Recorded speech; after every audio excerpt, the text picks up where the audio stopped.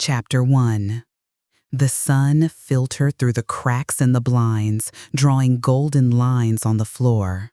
But it was the memory of a touch, the brush of unfamiliar skin that truly awakened her. Her deepest desire, now unspeakable, was to rekindle that fleeting connection, that spark that had lit a dormant fire within her. However, what held her back? An invisible but powerful wall was her loyalty to her best friend Elena, and the implicit commitment to an orderly, uneventful life. Her routine, carefully constructed with movie nights and leisurely breakfasts, was her refuge, her anchor in a world that sometimes felt too chaotic. She got out of bed, her body slightly aching but vibrant, and her eyes fell on the nightstand. There, forgotten, was a small, simple, and elegant silver cufflink that she didn't remember seeing the night before. She took it in her fingers, feeling the cold metal. It was a male object, undoubtedly, a relic of her companion's. The morning light revealed the truth to her. She was alone in an apartment that wasn't hers, with a vivid memory and a strange object as the only witnesses to what had happened. The familiarity of her own home, its stacked books and plants, suddenly seemed alien, almost suffocating. The spontaneity of the night had dragged her to an unfamiliar place, and now the return to her reality weighed on her. She felt trapped, like a bird with a wounded wing. The freedom of that night contrasted cruelly with the invisible change she was beginning to feel. It was a dangerous, addictive freedom, and the mere thought of having to give it up made her chest constrict. She took a deep breath, trying to erase the image of those deep eyes that had looked at her with an intensity that disarmed her. Her life was at a turning point. She had crossed a line, and a return to the innocence of her former life seemed impossible. Guilt was already beginning to nestle in her heart, a sweet poison that promised to consume everything it touched. That man, whose name she still didn't know, had opened a door she thought was forever closed. How could she look Elena in the eye, knowing what she had done, the secret that now pulsed beneath her skin, a promise of chaos and desire? Chapter 2. The soft murmur of the coffee maker was the only sound that broke the calm of her apartment, a comforting melody that marked the beginning of her perfect day. Her job as a graphic designer offered her the stability she had always sought, with fixed schedules and projects that rarely presented surprises. Her relationship with David, her boyfriend of 3 years, was the epitome of comfort: quiet dinners, movie nights, and a predictable future. Everything in her life fit together like the pieces of a carefully assembled puzzle. However, since that night, a subtle crack had begun to form in that safe world. A restlessness, like a distant tremor, insinuated itself into every quiet moment. She felt watched, not by someone else, but by a newly awakened version of herself, a version that longed for something more than the placidity of her existence. Emotional danger lurked in the shadows, an invisible threat to the balance she had worked so hard to build. She picked up her coffee cup, the warmth spreading through her hands, and her eyes fell on the silver cufflink she still kept in the pocket of her robe.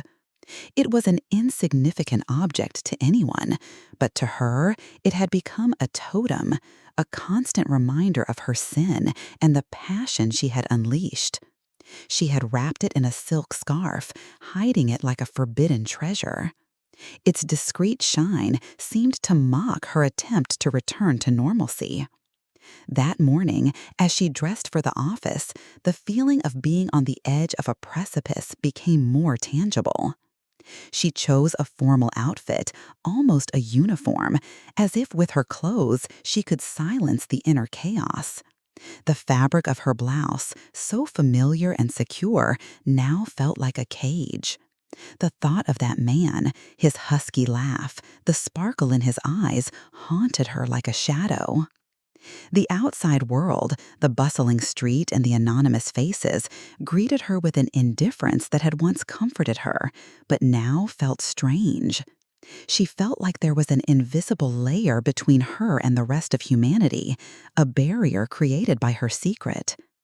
Every step toward her office was an act of dissimulation, a denial of the woman she had been for a few hours. The image of David, his sincere smile, and his trusting gaze appeared in her mind, and a pang of guilt pierced her. How could she continue this charade? The life she had so carefully built was shaking at its foundations, and she was the only one responsible for that instability. She clutched the cufflink in her pocket as if the cold metal could give her the strength to resist temptation. The sound of that call was like a thunderclap in the stillness of my existence. Elena's name flashed on the screen, bringing with it not the usual joy, but a pang of panic. Chapter 3. Elena's voice, vibrant with emotion, pierced the receiver, unraveling the details of her recent engagement. "I only met him a few months ago, but he's the man of my life," she exclaimed, each word piercing her heart like an icy dart. The description of her fiancé, his charisma, his success, began to paint a disturbingly familiar profile, a silhouette that overlapped the memories of that forbidden night. The truth, raw and painful, was revealed when Elena, with contagious enthusiasm, mentioned his full name, Gabriel Montes. The same name she had whispered in pleasure in the darkness. A partial emotional catharsis swept over her, pain mingled with overwhelming confusion and an overwhelming desire for the impossible. Her mind struggled to process the magnitude of the revelation. It was him. The stranger who had set her soul ablaze was her best friend's brand new fiancé. The irony was cruel, fate a perverse screenwriter. A knot formed in her stomach, a harbinger of the coming storm. The fear of abandonment, an old wound she'd carried since childhood, flared with terrifying force. What would happen if Elena discovered the truth? Would she lose his friendship? Would she lose the stability of her life? Guilt gripped her, an unbearable weight on her shoulders. The image of Gabriel, now with a defined face and name, refused to go away. His deep-set eyes and the scar next to his eyebrow, an indelible memory. She bit her lip, the metallic taste of blood in her mouth. Her breathing quickened, and she felt a chill run down her spine. The bubble of her perfect life had been punctured, and reality, now tinged with betrayal, seeped into every pore. This wasn't just a one-night stand. It was a secret that would bind her to Gabriel and Elena in ways she never imagined. Anguish gripped her, a mixture of despair and the dangerous excitement of the forbidden. How could she undo what had been done? Elena's words kept echoing in her ears, her happiness so genuine, so undeserved given the turn her own life had just taken. She felt dirty, a traitor in her own home, in her own skin. The room, once a refuge, now seemed like a cloister, its walls closing in around her, suffocating her. The photographs of her and Elena, smiling and carefree, stared back at her from the shelf, a silent judgment. Friendship, that unbreakable bond, had become a double-edged trap. Loyalty clashed with a desire she couldn't control. Then I realized That smile wasn't just nostalgia. It was an invitation into the unknown, into an abyss of desire and danger from which she might never be able to escape. Chapter 4. The next morning passed with its usual predictable routine, a deceptive balm for the inner turmoil. She sat at the kitchen table with David, surrounded by the aroma of freshly brewed coffee and the crunch of toast. He told her about his plans for the weekend, his monotonous voice comforting in its stability. He took her hand, his fingers intertwining with hers, a familiar gesture, lacking the electricity she had felt with Gabriel. The security of their relationship, like an old sweater, warmed her, but no longer ignited her. But the image of Gabriel, the forbidden man, overlapped with that of David. He was the exact contrast, enigmatic, with an intense gaze that promised unknown worlds. She had seen him from afar at the cafe on the corner, his presence filling the space with a silent authority. His impeccable suit, the way he moved, every gesture exuded a dangerous magnetism. It was the fire that David, with all his kindness, couldn't ignite. Emotional duality consumed her. Guilt, cold and persistent, gnawed at her insides every time she thought of Elena, of the betrayal that hung over their friendship. But desire, an uncontrollable flame, drew her toward Gabriel, toward the promise of a passion she hadn't thought possible. Morality warred with temptation, a silent battle in her soul. Every decision, every word was a taut string that brought her closer to or further from the abyss. Her days became a delicate balance. Elena's calls, full of enthusiasm for her future with Gabriel, were gentle stabs that forced her to smile and feign joy. At night, the solitude of her bed was filled with memories of that night, the touch of his skin, the sound of his breathing. She felt divided, one half anchored in reality, the other floating in the ether of the forbidden. Even in the most mundane moments, Gabriel crept into her thoughts. Seeing a black sports car, hearing a song on the radio, smelling the scent of perfume on the street. His invisible presence was a constant, a reminder that her life had changed irrevocably. She felt like a tightrope walker, walking a tightrope with David and Elena on one side and Gabriel on the other. The tension drained her, a tiredness that wasn't resolved with sleep.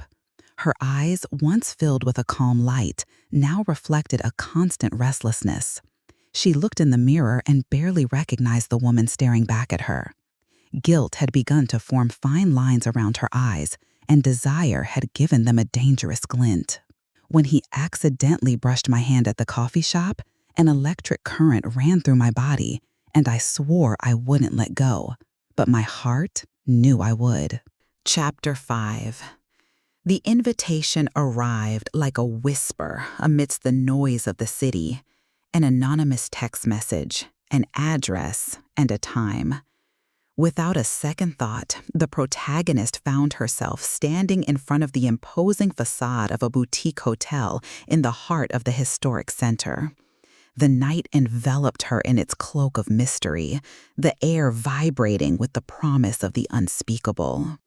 As she crossed the threshold, the scent of leather and jasmine immediately transported her back to that first night, a shiver of anticipation running down her spine. The mahogany and brass elevator took her to the top floor, where a luxury suite awaited her.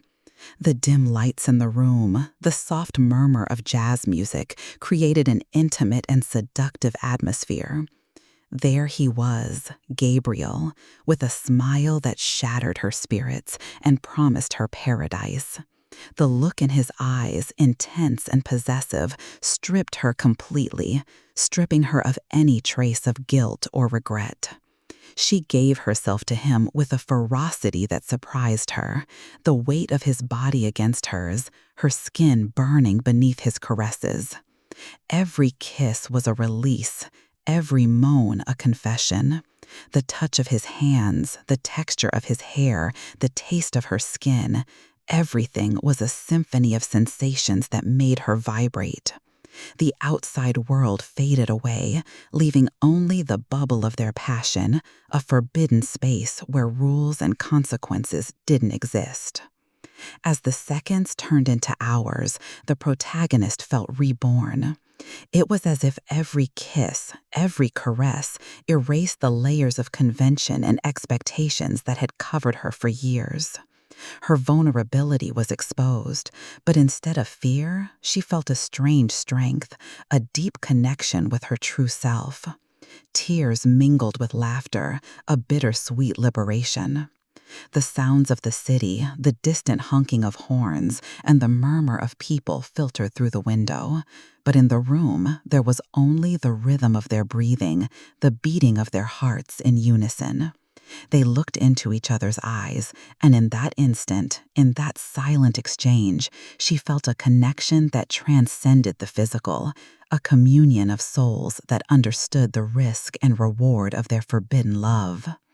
Moonlight bathed the room, and their bodies, intertwined, were reflected in the window pane, two silhouettes merging into one. Time ceased to exist, and only each other's presence mattered. Every word they whispered was a truth, a promise of what they could be together, far from the eyes and judgments of the world. Guilt, for a moment, faded.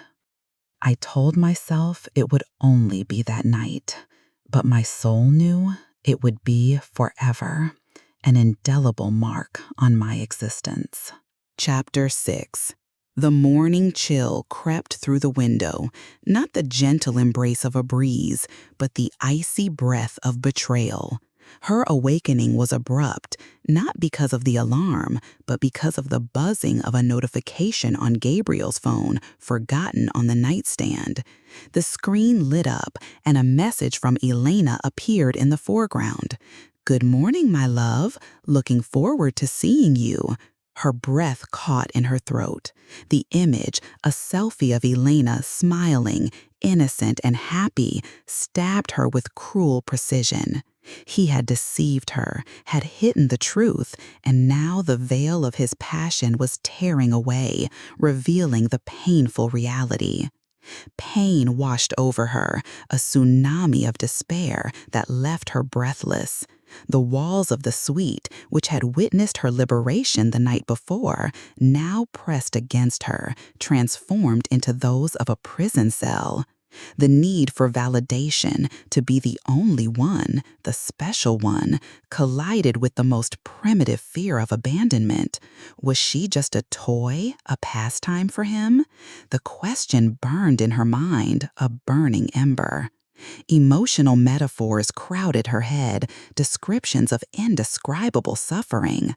My chest crumbled like a castle buried beneath the tide, its towers and walls, built with dreams, reduced to rubble in an instant. Each beat of her heart was a dull thud, a relentless hammer pounding at her soul. She felt empty, like a broken vessel, unable to hold back the avalanche of pain. She slid out of bed, her trembling legs barely supporting her. Gabriel's skin, which a moment before had been a source of ecstasy, now seemed toxic, tainted by deceit. Every memory of his kisses, his caresses, became a thorn that dug deeper and deeper into her heart. The betrayal wasn't just hers, it was also Elena's, and that double burden suffocated her. Tears flowed uncontrollably, a salty torrent running down her cheeks. They weren't tears of sorrow, but of rage, of humiliation. She had given her body, her soul, her vulnerable heart, and had been betrayed in the cruelest way. The world she had thought she was building with Gabriel, a refuge of passion, had revealed itself to be an illusion, a mirage in the desert of her life. She stood in front of the window, the city building stretched out before her, indifferent to her pain. The morning light, which had once promised a new beginning, now seemed like an implacable judgment. There was no escape, nowhere to hide from the truth that had struck her with such violence. The love I had felt, so intense and overwhelming, had become a poison, an unbearable weight. I saw him kiss her in the photo on the screen, and my world shattered into 1,000 pieces, irreparably broken. Chapter 7. The blow had been devastating, leaving her in an abyss of despair. She locked herself in her apartment, the curtains closed, the silence of the four walls her only solace. She hit rock bottom, revisiting the deepest wounds of her past. The feeling of not being enough since childhood, the constant need for family approval, the old fears of loneliness that now assaulted her with renewed force. The hours dragged by, each one heavier than the last, and the light of life seemed to have faded. One day, while leafing through an old diary, she found an entry from her grandmother, her silent mentor, that read, "Great falls are only opportunities to fly higher." It was a simple phrase, but it resonated in her soul, igniting a spark of transformation. She remembered conversations with her grandmother, her wise words, and her infinite patience, and a new perspective began to open up in her mind, a possibility of reemergence. She got out of bed, her body still heavy, but with a new determination in her eyes. Her personal ambition, which had been dormant under layers of conformity and fear, ignited with unusual force. She decided it was time to build something for herself, something no one could take away from her. Her talent as a graphic designer, previously only a means to an end, became a tool for her empowerment. She began working on a personal project, a bold and avant-garde portfolio that would reflect her true essence. The hours flew by, immersed in the creative process, releasing her frustration and pain through art. Every stroke, every color was an act of healing, a way to rebuild herself piece by piece. The passion she had poured into Gabriel was now redirected inward. She stopped answering Elena's calls. She needed space to heal and to decide how and when she would face the truth. She felt she must first be strong, unbreakable, to bear the consequences of her confession. Solitude, once a burden, became an ally, a sacred space for her metamorphosis. It wasn't a retreat from the world, but a deep immersion in her own being. The pain hadn't completely disappeared, but it was different now, a pain that propelled her forward rather than dragging her down. She had learned that her worth didn't depend on another's gaze or anyone's approval. She had found an unbreakable strength within her, a spring that propelled her back up every time she fell.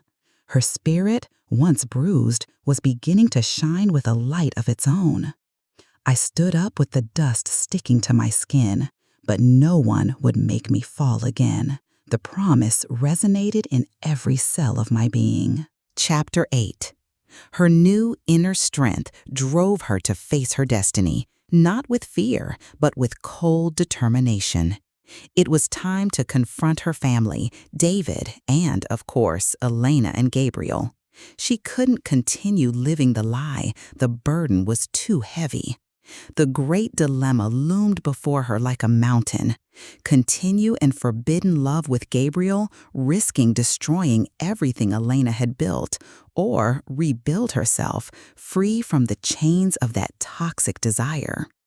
The silver cufflink, once a symbol of her downfall, reappeared on her desk. She no longer saw it as a relic of a mistake, but as a reminder of her ability to choose, of her rebirth. She held it between her fingers. The cold metal now gave her a sense of anchoring, not guilt. She had sewn it onto a small piece of black fabric, turning it into a pendant, a personal amulet that represented her ability to transform pain into power. The decision was clear. Her own integrity, her own peace were the most important thing. Elena's happiness, no matter how painful the truth, could not be built on her own misery. She had to be honest, not only with others, but with herself. It was an act of courage, a leap into the void without knowing if she would find a safety net. The consequences would be severe, but the alternative, living in a gilded cage, was unbearable. She mustered all her strength. She practiced speaking the words out loud, her tone, her cadence, trying to find the least damaging way to deliver the bombshell. She knew there would be tears, screams, perhaps the end of precious relationships. But the freedom she glimpsed at the end of that tunnel was worth any price. She felt like a warrior, ready for the most important battle of her life, the battle for her own authenticity. The night before the confrontation, insomnia overcame her. She got up and walked around her apartment, touching familiar objects, as if saying goodbye to a part of her life. The silence of the early morning was her only confidant, and in that stillness she heard the voice of her intuition, loud and clear. It was the voice of the woman she was destined to be, the voice that had guided her through the darkness. Dawn brought with it a strange calm, a sense of peace before the storm. She looked at the cufflink pendant, glowing dimly in the light of the rising sun. It was her armor, her shield. There was no turning back. The decision was made, irrevocable. The truth, though painful, was the only path to her true freedom. I hit send on Elena's message, which contained the truth about Gabriel, and I knew it would change my entire destiny, forever. Chapter 9. The atmosphere in the cafe where she met Elena was thick, charged with an almost palpable tension. The aroma of coffee and pastries, normally comforting, now felt nauseating. Elena looked at her with a radiant smile, oblivious to the bombshell that was about to fall. Her heart pounded, a drum in her chest, as she gathered the courage to blurt out the words that would change everything. "I need to tell you something, Elena," she began, her voice barely a whisper. Elena's smile faded, replaced by a worried expression. With each word that left her mouth, the truth unfolded like a poisonous snake. The story of that night, Gabriel's name, the betrayal. The atmosphere became electrified, the air heavy, almost unbreathable. Elena listened, her face contorting, shifting from disbelief to rage to pain.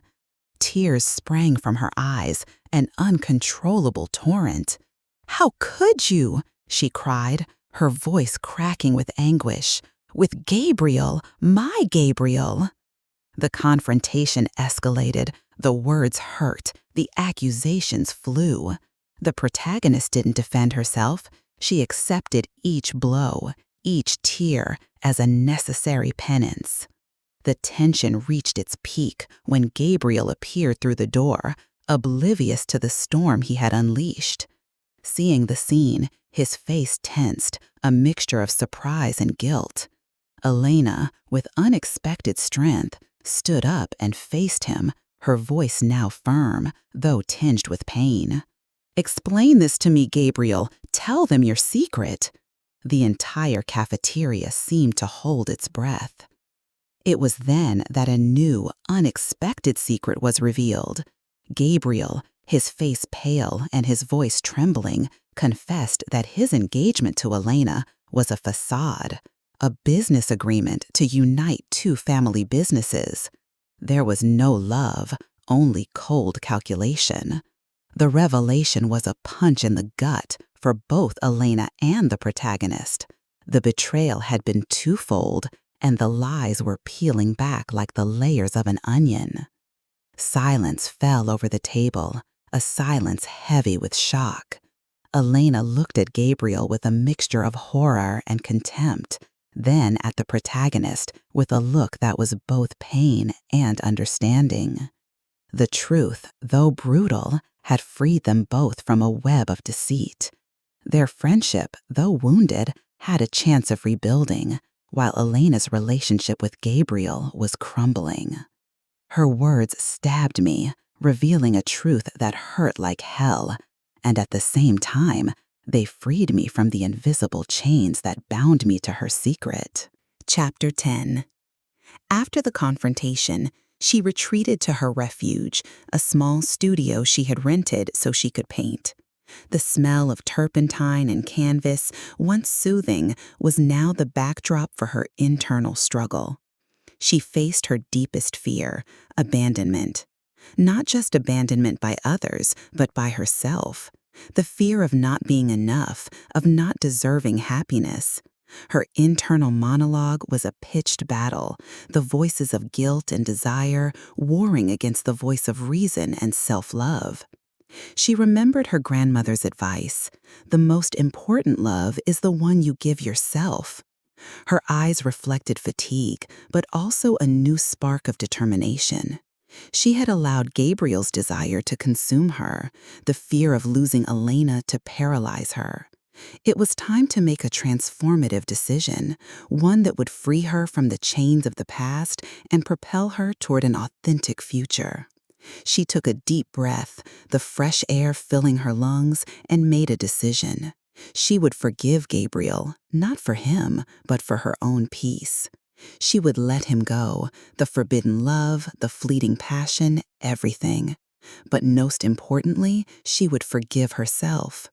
She would commit to building a life based on self-love, honesty, and authenticity without relying on anyone else for validation.